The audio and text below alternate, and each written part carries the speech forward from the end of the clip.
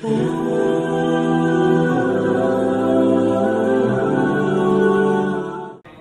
شک میرے رسول اور میں ہی غالب رہوں گا. تو ظاہر ہے کہ رسولوں کا غلبہ اسی صورت میں ہوگا کہ جب رسول دھمکی لگانے کے بعد خود قتل نہ ہو جائے بلکہ ان کے مخالفین تباہ ہو جائے اور رسولوں کو اور اہل ایمان کو اللہ تعالیٰ بچا لے. ایک ایکسیپشنل کیس سیدنا عیسیٰ علیہ السلام کا ہوا ہے کہ اس وقت تو ان کے مخالفین تباہ و برباد نہیں ہوئے. حضرت عیسیٰ علیہ السلام کو اللہ تعالیٰ نے زندہ آسمانوں پہ اٹھا لیا. یہ ایک یونیک ایکسیپشنل کیس ہے. لیکن اس کے بعد سے اب تک یہودی اللہ تعالیٰ کے زیر عتاب ہے اس حوالے سے کہ انہوں نے اپنی روش درست نہیں کی اور پھر آخری عذاب کا کوڑا حضرت عیسیٰ علیہ السلام کے ذریعے ہی پڑے گا ان یہودیوں پر. اور وہ جب دنیا میں آئیں گے تو پھر یہودیوں کے خلاف قتال کریں گے. دنیا میں ان کا دوبارہ آنے کا مقصد ایک اعتبار سے اس حساب سے بھی بن جاتا ہے کہ انہوں نے اپنی مبارک زندگی میں اپنے مخالفین کے اوپر عذاب نہیں دیکھا تھا. وہ اب جب دوبارہ دنیا میں آئیں گے نا تو وہ عذاب اللہ تعالیٰ ان کے ذریعے ان کے مخالفین پر نازل فرمائے گا. یہ بھی ایک حکمت ہے حضرت عیسیٰ علیہ السلام کی دوبارہ دنیا میں آنے کی. اگرچہ یہ ان کی اولادیں ہیں لیکن روش تو انہوں نے نہیں چھوڑی. ایک اور ایکسیپشن ہے وہ یونس علیہ السلام کی ہے. ان کے کیس میں تو اللہ تعالیٰ نے بالکل ڈیفرنٹ ایک فیصلہ فرمایا کہ یونس علیہ السلام کی قوم نے جب عذاب کے آثار دیکھے تو انہوں نے توبہ کی اور اللہ تعالیٰ نے ان سب کا ایمان قبول کر لیا. اور وہ قرآن میں آتا ہے کہ 1,00,000 سے بھی زیادہ لوگ تھے جو سارے کے سارے ایک دن میں مسلمان ہو گئے. یعنی یونس علیہ السلام کی سال ہر سال کی تبلیغ نے کوئی اثر نہیں دکھایا. جب عذاب کے آثار نظر آئے تو انہوں نے ایمان قبول کر لیا. یہ صرف یونس علیہ السلام کی قوم نہیں، باقی قوموں کے بارے میں بھی سورۃ الانبیاء میں آیا کہ جب کبھی بھی رسولوں کے مخالفین پر عذاب آتا تھا تو مخالفین اس عذاب کے وقت پھر چیخیں مارتے تھے اور کہتے تھے کہ یا اللہ ہمیں ایک دفعہ چھوڑ دے، اب ہم تیرے نبی کو مانیں گے. سب سے بڑا خبیث فرعون، اس کے بارے میں قرآن میں سورہ یونس میں ہی ہم پڑھ چکے ہیں کہ اس نے بھی موت کے وقت کہا تھا کہ میں ایمان لاتا ہوں موسیٰ علیہ السلام کے رب پر، بنو اسرائیل کے رب پر. اور پھر اللہ تعالیٰ نے جواب میں فرمایا آن، اس وقت اب ایمان لے کر آیا، اس وقت ایمان لانا تجھے کوئی فائدہ نہیں دے گا. جو جامعہ ترمذی میں حدیث ہے کہ موت کے غرغرے سے پہلے پہلے توبہ قبول ہے. یہ جو موت کا غرغرہ ہے نا، یہ امتوں کے کیسز میں عذاب کے آثار کا سامنے نظر آنا ہے. وہ پوری قوم کے لیے موت کے غرغرے کا وقت ہے، اگرچہ وہ ان پہ نظر نہیں آئی ہے لیکن وہ اللہ کا فیصلہ ہو چکا ہے. وہ اب انہوں نے کنفرم مرنا ہی مرنا. وہ آثار جب نظر آنا شروع ہوئے تو باقی قومیں بھی آہ و بکا کرتی تھی.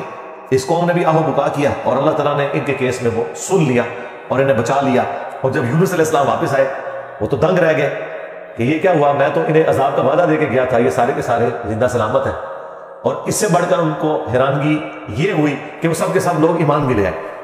تو اب حضرت یونس علیہ السلام کو وہ غم تو بھول گیا کہ میرا دیا ہوا وعدہ پورا نہیں ہوا. ظاہر ہے ایک امبیرسمنٹ تو تھی کہ اب قوم کو کہہ کے نکلے ہیں کہ اب تم پہ عذاب آئے گا اور عذاب نہیں آیا.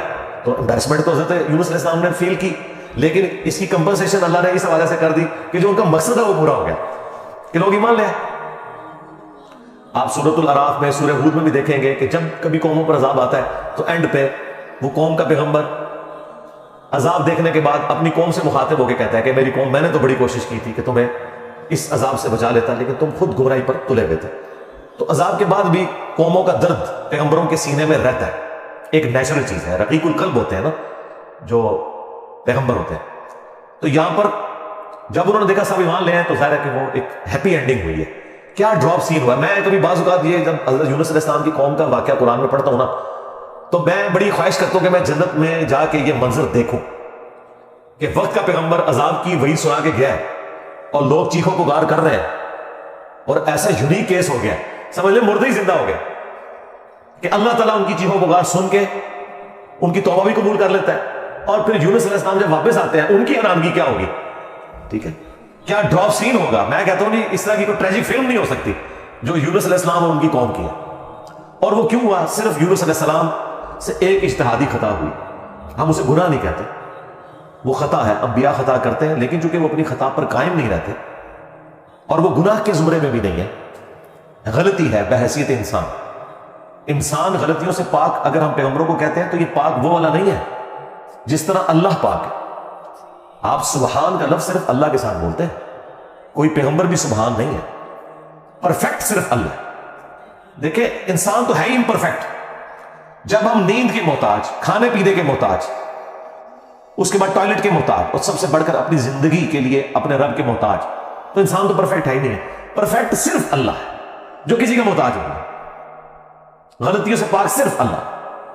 باقی غلطی تو کسی سے ہو سکتی ہے. لیکن پیغمبر کو ہم جو کہتے ہیں نا کہ پیغمبر غلطیوں سے معصوم ہے، عصمت انبیاء کا عقیدہ، اس کا مطلب یہ ہے کہ وہ گناہ نہیں کرتے. خطا بہرحال ان سے ہو جاتی ہے، اور خطا جب ہوتی ہے تو اللہ تعالیٰ ان کی ریمیڈی فرماتا ہے، ان کی اصلاح کرتا ہے. وہ اپنی خطا پر قائم نہیں رہتے، رجوع کر لیتے ہیں. اور جب رجوع کرتے ہیں تو امت کے لیے وہ رول ماڈل ہوتے ہیں. آج کی ڈیٹ میں رسول اللہ صلی اللہ علیہ وآلہ وسلم معصوم ہے کہ اگر زندگی میں کوئی اجتہادی خطا ان سے ہوئی تو اللہ تعالیٰ نے اس کی ریمیڈی فرما دی اور پھر اس غلطی کو معاف کر دیا. وہ گناہ نہیں تھا، یہ ذہن میں رکھیے گا. گناہ اور غلطی میں فرق ہے. گناہ وہ ہوتا ہے کہ جو پوری وعید معلوم ہونے کے باوجود انسان وہ ایکٹیویٹی پرفارم کر لے. اجتہادی خطا یہ ہوتی ہے کہ وہ ایک ایسی صورتحال اس کے سامنے آئے جس میں اس کے سامنے دو آپشن موجود ہوں، اور اس میں سے وہ ایک ایسا آپشن اڈاپٹ کر لے جو اللہ کی مرضی نہ ہو، اور جو اللہ کی مرضی والا آپشن ہے اسے وہ ترک کر دے. اور یہ وہ بدنیتی پہ نہیں کر رہا، اس کی سمجھ میں ہے یہ اس کا آپشن، وہ نافرمانی سمجھ کے نہیں کر رہا. جس طرح نبی السلام نے کیا، غزوہ بدر کے قیدیوں کو چھوڑ دیا. سورہ محمد میں یہ آیت نازل ہو چکی بھی تھی کہ جب تک فتنہ مکمل طور پر ختم نہیں ہو جاتا آپ نے ان کو قتل کرنا ہے، اپنے مخالفین کو. قتال کی آپ کو اجازت دی گئی. سورہ محمد کا نام ہی سورہ قتال ہے. ہاں، جب فتنہ ختم ہو جائے اس کے بعد جو جنگیں ہوں گی نا، اس کے بعد آپ کی مرضی ہے، چاہے تو فدیہ لے کے کافر قیدیوں کو چھوڑ دیں اور چاہے آپ انہیں قتل کریں. اب بدر کے بعد فتنہ تو ختم نہیں ہوا تھا، لیکن نبی علیہ السلام نے یہ ایزیوم کیا کہ 70 سردار ان کے مر گئے، ان کی کمر ٹوٹ گئی، وہ جو 70 ہم نے قیدی کیے ہوئے، چلو ہم انہیں فدیہ لے کے چھوڑ دیتے ہیں، شاید یہ لوگ اسلام قبول کر لیں. اپنی شرافت کی وجہ سے نبی علیہ السلام نے ایسا کیا. تو اس پہ پھر اللہ تعالیٰ نے سورۃ الانفال میں آیت نمبر 67 68 میں فرمایا کہ اگر وہ پہلے آیت نازل نہ ہوئی ہوتی نا سورہ محمد کی، تو ہم تمہیں عذاب دیتے اس عمل کے اوپر جو تم نے غزوہ بدر کے قیدیوں کو چھوڑ دیا، کیونکہ فتنہ تو ابھی ختم نہیں ہوا، تمہارا کام تھا قتل کرتے. اور حضرت عمر کا مشورہ بھی یہی تھا بخاری مسلم میں. لیکن نبی علیہ السلام اور حضرت ابوبکر اپنی شفقت کی وجہ سے انہوں نے یہ پلی لی کہ وہ آیت میں آیا نا کہ فتنہ جب ختم ہو جائے تو پھر تمہاری مرضی ہے. تو ہم یہ ایزیوم کرتے ہیں کہ فتنہ ختم ہو گیا. یہ بدنیتی کی وجہ سے نہیں تھا، باقی انہوں نے یہ ایزیوم کیا تھا. لیکن وہ کس قسم کے ناجان لوگ تھے. حضرت عمر رضی اللہ تعالیٰ عنہ نے یہ کنکلوڈ کیا کہ نہیں، یہ اس قابل ہے، یہ قتل ہونے چاہیے. بہرحال وہ اجتہادی خطا اللہ تعالیٰ نے معاف کی. اس طرح باقی انبیاء کرام کے بارے میں حضرت آدم علیہ السلام کی غلطی کا ذکر ہے. موسیٰ علیہ السلام سے بندہ مر گیا تھا، نوح علیہ السلام نے اپنے کافر بیٹے کے لیے دعا کر دی تھی. حالانکہ آج ایک مسلمان، عام مسلمان کو بھی پتا ہے کہ کافر کی مغفرت نہیں ہو سکتی. تو نوح علیہ السلام کو کیا نہیں پتا تھا؟ بس وہ وقتی طور پر ایک سمجھ لے ایک باپ کی حیثیت سے ان کا دل پسیج گیا. انہوں نے کہا یا اللہ تو نے وعدہ کیا تھا مجھ سے کہ تو مجھے اور میرے گھر والوں کو بچائے گا، تو میرا بیٹا بھی تو میرے گھر والا تھا. تو اللہ تعالیٰ نے فرمایا کہ اس چیز کا سوال نہ کر جس کے بارے میں تجھے علم نہیں ہے. بڑا کریٹیکل جملہ تھا، اس میں مسئلہ تقدیر بھی چھپا ہوا ہے. ایک تو سمپل معنی ہے کہ اس بارے میں مجھ سے سوال کیوں کر رہا ہے؟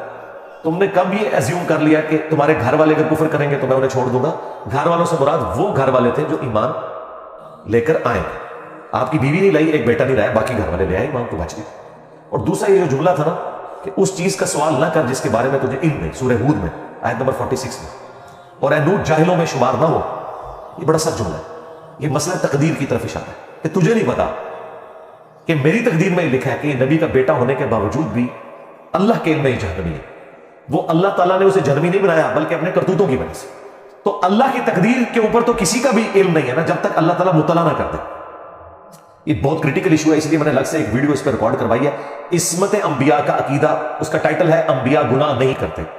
یہ ہمیں جو عصمت انبیاء کا عقیدہ بتایا گیا وہ یہ ہے کہ نعوذ باللہ انبیاء کے اندر گناہ کرنے کی حص ہی نہیں ہوتی. یعنی انبیاء کرام جو ہیں ان کے ساتھ وہ کمزوریاں بشری اٹیچ نہیں ہیں جو باقی انسانوں کے ساتھ اٹیچ ہیں. اگر یہ بات ہوتی تو انبیاء کی فضیلت ہی نہ ہوتی. انبیاء کی فضیلت ہے اس وجہ سے کہ وہ بشری کمزوریوں پر اوور کم کرتے ہوئے اللہ کے خوف کی وجہ سے گناہوں سے بچ جاتے ہیں. ادروائز پھر فرشتوں میں اور انسانوں میں کوئی فرق ہی نہ رہے. تو یہ ہے اصل چیز جو انہیں فضیلت میں لے جاتی ہے عام انسانوں کی نسبت، کہ وہ اللہ کا اتنا خوف رکھتے ہیں کہ وہ گناہوں سے بچتے ہیں. رہی لغزش اجتہادی خطا وہ ہو سکتی ہے.